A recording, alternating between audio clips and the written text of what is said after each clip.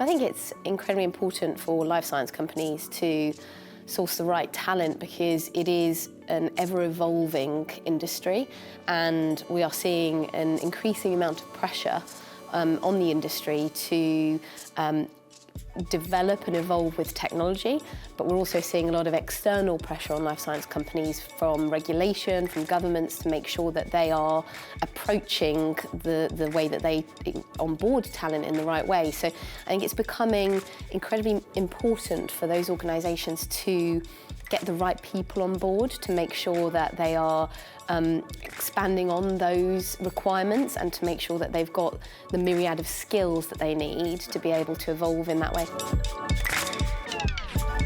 So the talent trends we're starting to see in the market, particularly since the start of 2019 into 2020, we've seen a big increase in what we would call remote working or virtual working, and this is where you might have a UK employee that lives and works in Spain.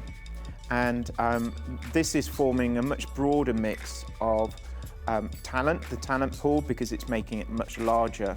So you might have the traditional expatriates, you might have local hires, you might have international business trips.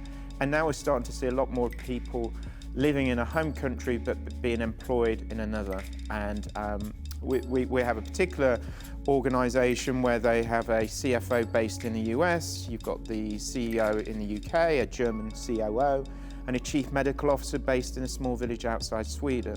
And this is just becoming much more common now as technology and travel starts to develop even faster. Certainly the opportunities is you've got a much bigger talent pool now. I think there's some statistics somewhere in the 80s, organisations were typically finding talent in around 13 different locations around the world, probably predominantly North America and North Europe.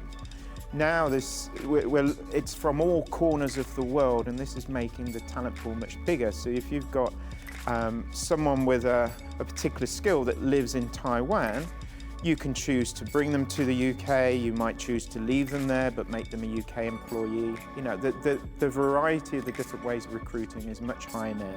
And of course, it enables you to have a lot more candidates that maybe aren't as mobile as other candidates. So yeah, it's an interesting time. And on the challenges, well, obviously where you've got people that are remote, they're not going to be as integrated into the culture. So getting that fabric and the heart and soul of the company is going to be a real challenge, but it is the future.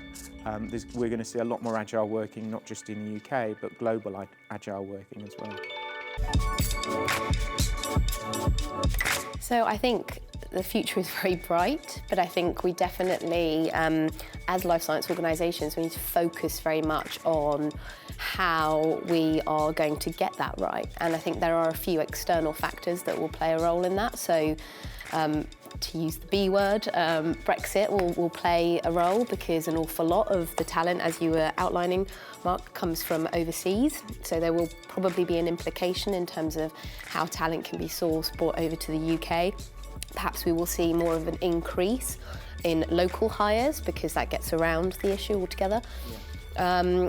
We will probably see quite a bit of focus on structures in terms of how people are engaged, how talent is engaged. So the common models of your consultant versus your employee, it'll become increasingly more important to make sure you're getting that analysis right. So the likes of Uber and those sorts of cases, I think we'll see those permeating across the board globally.